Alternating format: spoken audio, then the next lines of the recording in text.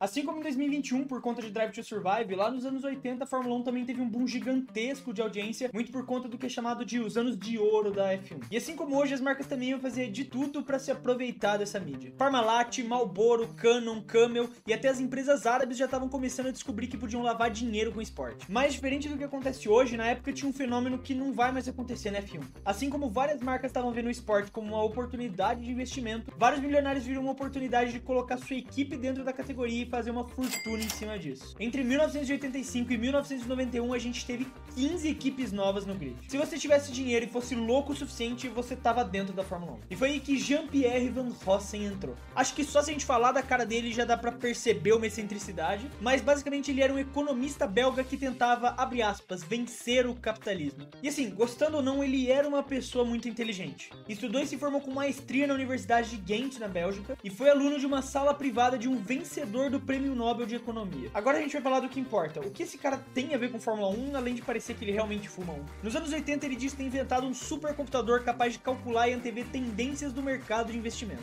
Computador esse que ele chamou de Moneytron. Então ele começou a juntar investidores, prometendo retornos de até 5% do investimento. Só que aí tava o pulo do gato, porque esse computador nunca existiu. Ele pegava o dinheiro dos investidores novos para pagar os antigos e ficava nesse ciclo infinito, o que obviamente exigia um fluxo de caixa constante. E qual era o lugar que ele ia conseguir injetar esse dinheiro sem ninguém questionar a origem e conseguir uma mídia gigantesca? Exatamente. A Onyx GP era uma equipe de muito sucesso nas categorias de base e sempre sonhou em chegar na Fórmula 1, mas faltava uma coisa: dinheiro. E o nosso amigo Van Rossen então financiou a entrada da equipe em 1989 com Stefan Johansson e Bertrand Gachot como os pilotos da Onyx Moneytron F1. E a equipe parecia promissora com motores Ford e o designer Alan Jenkins, que tinha ganhado 3 títulos de construtores com a McLaren. Além do próprio Stefan, que tinha passagens por McLaren e Ferrari e disse que era uma máquina muito boa para um primeiro carro. Mas lembra que eu falei da popularidade da F1 e da quantidade de equipes? Pois é, a gente teve 38 carros inscritos pro GP do Brasil, a primeira etapa do ano. Então o Onyx precisou ainda participar do pré-classificatório para ver se podia correr a classificação. E detalhe, o carro não tinha tido tempo de participar de nenhum treino, ele já ia ser testado direto no fogo. E obviamente ele não conseguiu se classificar, não só pro Brasil, mas também para as próximas 2 etapas de Mônaco e San Marino, o que fez a Onyx perder as 3 primeiras corridas do ano.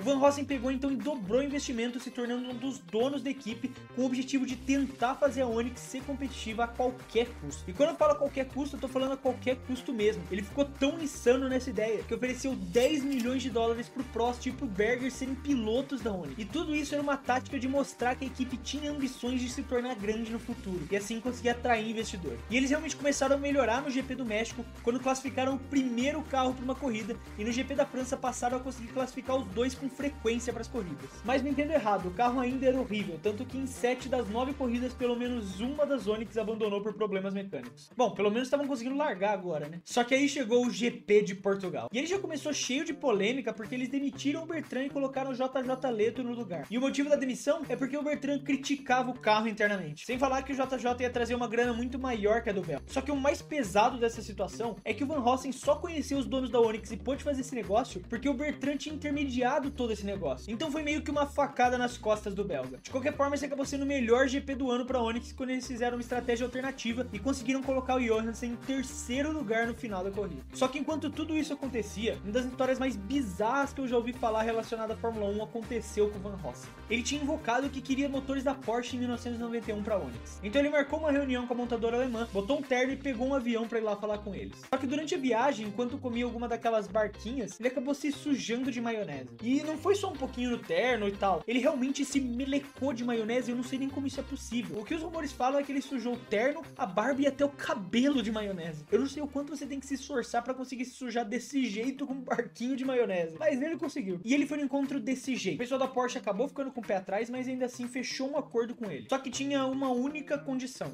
ele não podia falar sobre esse acordo até o ano que realmente a parceria fosse acontecer. E qual foi a primeira coisa que ele fez quando voltou de viagem? Exatamente, ele contou pra mídia inteira que ele tinha fechado um acordo com a Porsche. E obviamente a empresa alemã cancelou todo o acordo porque ele tinha quebrado quebrado literalmente a única condição que eles tinham colocado. E Van Rossem ficou com tanta raiva que ele pegou uma das Porsches da sua coleção pessoal, dirigiu até o centro de Bruxelas e tacou fogo nela, lá no meio da rua mesmo, pra todo mundo ver. E se você tava achando que a vergonha ali acabou por aí, calma que ela só piora. Ele tava decidido a destruir a própria imagem, mas com força. Numa entrevista coletiva que ele tava participando, ele foi questionado sobre o Bernie Eccleston, presidente da Fórmula 1, e o Jean Balestre, que era o presidente da FIA. E de uma forma bem carinhosa ele disse que os dois eram mafiosos e que o Jean Balestre era comparável ao Hitler. E assim, eu não sou o maior especialista em relações políticas, mas eu não acho que chamar publicamente o cara que manda no seu esporte de mafioso e o cara que escreve as regras do seu esporte de nazista uma coisa muito positiva para sua imagem. E não demorou muito para ele ser banido do paddock. Em paralelo a isso, em 1989, a Onyx estava fazendo uma temporada respeitável e terminou o campeonato em 10º lugar. E considerando que eram 20 equipes participantes, isso era bastante coisa. O problema é que existiam duas certezas na vida. Um é a morte e dois que o dinheiro do Van Rossem naquele esquema maluco dele uma hora ia acabar. O que também acabou com os investimentos em cima da Onyx. E agora falando sério, era uma equipe que tinha potencial de crescer e pelo menos se tornar consistente ali no meio do pelotão, mas no final das contas ele acabou tendo que vender a equipe para um empresário suíço. Tipo, é meio difícil imaginar esse recorte na Fórmula 1 atual, mas eles são até hoje a única equipe da história que no primeiro ano de Fórmula 1 avançou de um pré-classificatório e conquistou um pódio. Sob nova direção, em 1990 eles não iam conquistar nenhum outro pódio e nem pontuar eles iam conseguir. E antes mesmo da temporada acabar, tiveram que fechar as portas para uma das pinturas mais interessantes que já correram na Fórmula 1. Em 14 de dezembro de 2018, o Van Rossem acabou deixando a gente, mas o seu legado ficou na história da Fórmula 1. Johansson inclusive chegou a dar vários elogios ao seu antigo chefe